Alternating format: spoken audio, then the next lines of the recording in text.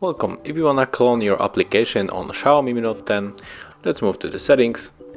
Then we have to scroll down and enter apps. Click on the dual apps, and as you can see, here we have the application that support the dual function. So here we have the Netflix, Opera, TFT Mobile, YouTube Music, Amazon, AliExpress, eBay, and also Facebook. So we can go for the Facebook. Click on the turn on. The creating dual app is in progress, and right now the icon was added to the home screen. So right now when we move to the home screen, we can see the first icon and there is the second icon on the more apps. And this is how it looks. Thank you for watching. Leave thumbs ups, comments and subscribe to our channel.